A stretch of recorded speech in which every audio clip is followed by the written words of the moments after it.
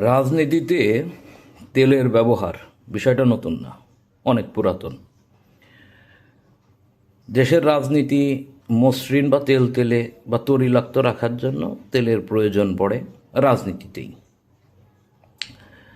এই মসৃণ বা তরিলাক্ত পদ বেয়েই ক্ষমতায় থাকা দলগুলো এক জায়গা থেকে অন্য জায়গায় খুব সহজেই বিচরণ করতে পারে অথবা স্লিপ কেটে চলে যেতে পারে। এখন সমস্যা হচ্ছে বৈশ্বিকভাবে তেলের বাজারের অস্থিতিশীলতা বা যুদ্ধ পরবর্তী বা যুদ্ধ চলাকালীন সময়ে তেলের বাজারে যে অস্থিতিশীলতা সৃষ্টি হয়েছে তা আভ্যন্তরীণ বা দেশের ভিতরে তেলের বাজারের একটা বড় সংকট তৈরি করেছে। এই সংকট রাজনীতিতে প্রভাব ফেলবে, এটা স্বাভাবিক। এই সংকট যে রাজনৈতিক পদগুলোকে তেলে বা তরিলাক্ত অবস্থা থেকে সরে এসে খসখসে অবস্থায় নিয়ে চলে যাবে, এটা আমরা সকলেই বুঝি। কিন্তু এই খসখসে অবস্থা কি সরকারের হোঁচট খাওয়াতে পারে? আমার মনে হয় পারে।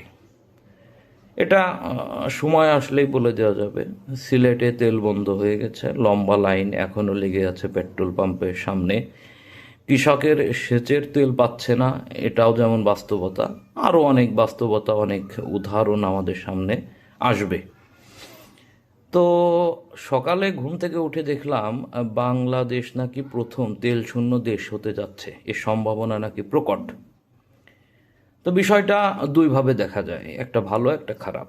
আমি খারাপ দিকটা নিয়ে আলোচনা করব না, ভালো দিকটা নিয়ে কিছু কথা বলতেই হয়।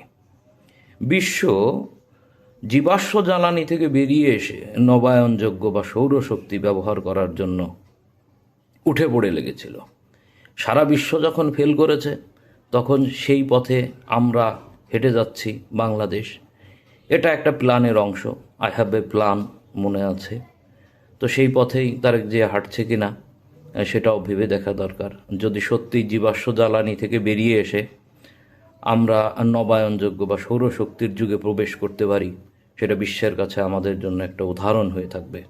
বিশ্ব আমাদের দিকে তাকিয়ে দেখবে যে বাঙালি কি না পারে। ধন্যবাদ সবাইকে অনেকটা সময় দেওয়ার জন্য।